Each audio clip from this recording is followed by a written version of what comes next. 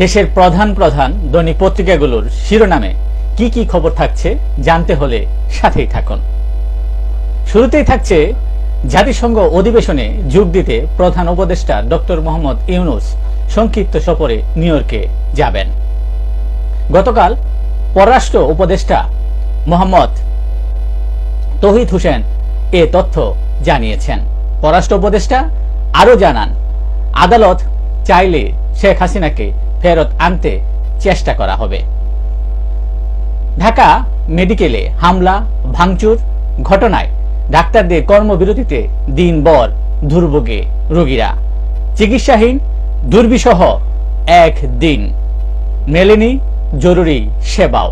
হঠাৎ শাটডাউনে অবর্ণনীয় দুর্ভোগে পড়তে হয় রোগীদের। শর্ত সাপেক্ষে 24 ঘন্টার জন্য কর্মসূচি স্থগিত করেন ডাক্তাররা। দিনভর ডাক্তারদের বিক্ষোভ মিছিল অনুষ্ঠিত হয়। কর্মসূচি স্থগিত করে 12 ঘন্টা পর কাজে যোগদান করেন ডাক্তাররা। বিএনপি প্রতিষ্ঠা বার্ষিকীতে নতুন বাংলাদেশের গড়ার শপথে মির্জা ফখরুল ইসলাম আলমগীর সহ নেতাকর্মীরা জিয়াউর রহমানের মাজারে পুষ্পস্তবক অর্পণ করেন।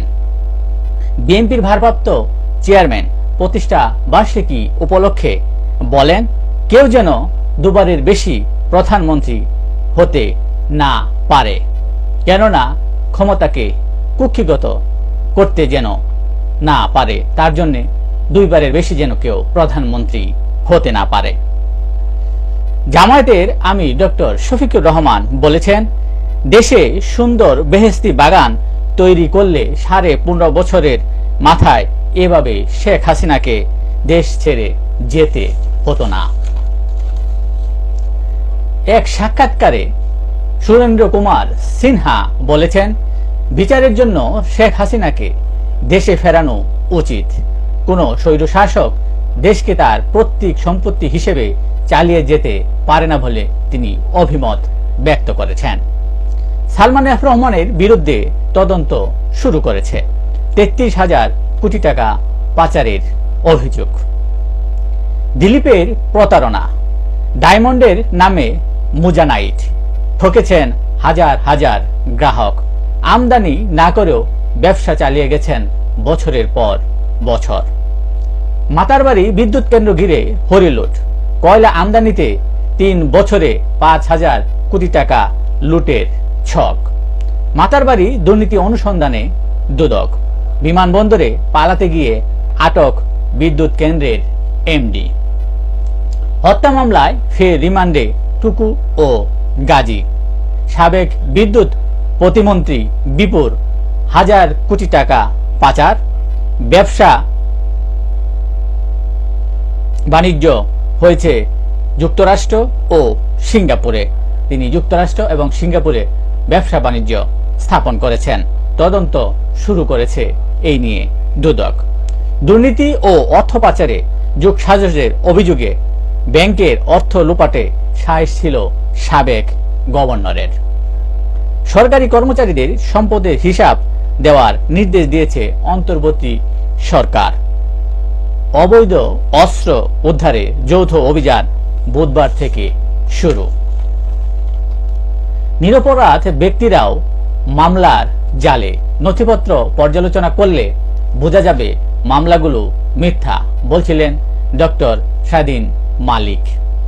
আওয়ামী লীগ সরকারের মতোই যদি হয়রানিমূলক মামলা করা হয় তাহলে শহীদদের রক্তের সঙ্গে বেইমানি করা হবে, বলছিলেন নূর খান।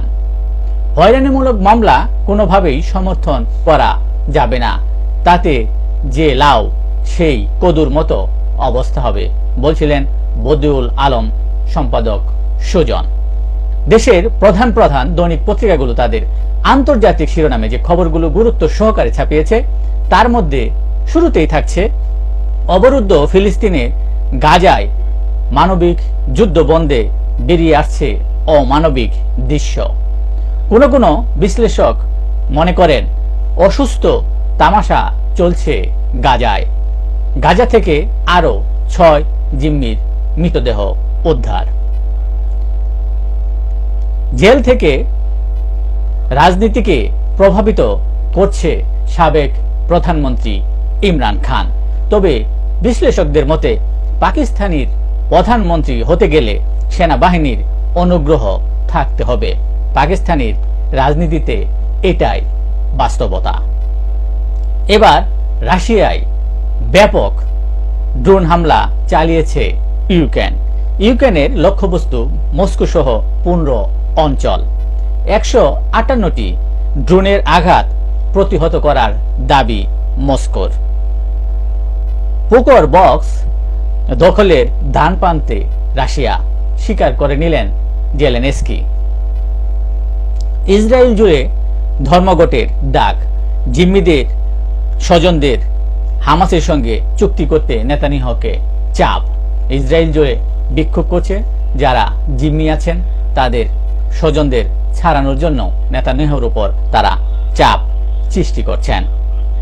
ভারতের পশ্চিমবঙ্গে আরজিকর হাসপাতালের চিকিৎসক ধর্ষণ ও হত্যার প্রতিবাদে গতকাল কলকাতায় অধিকার কর্মী ও শিক্ষার্থীদের বিক্ষোভ সমাবেশ অনুষ্ঠিত হয়। কিমকে 24টি সাদা বিশুদ্ধ জাতের ঘোড়া উপহার দিলেন রাশিয়ার প্রেসিডেন্ট ভ্লাদিমির পুতিন। এই ছিল দেশের প্রধান প্রধান পত্রিকাগুলোর শিরোনামে উঠে আসা শীর্ষ সংবাদ, জানিয়ে এতক্ষণ আপনাদের মাঝে উপস্থিত ছিলাম। আশা করি আপনাদের ভালোই লেগেছে। সার্বিক খবরের বিবেচনায় যদি আপনাদের কোনো অভিমত, অভিব্যক্তি, সমালোচনা কিংবা কোনো পরামর্শ থেকে থাকে তাহলে অবশ্যই কমেন্টসে জানাবেন।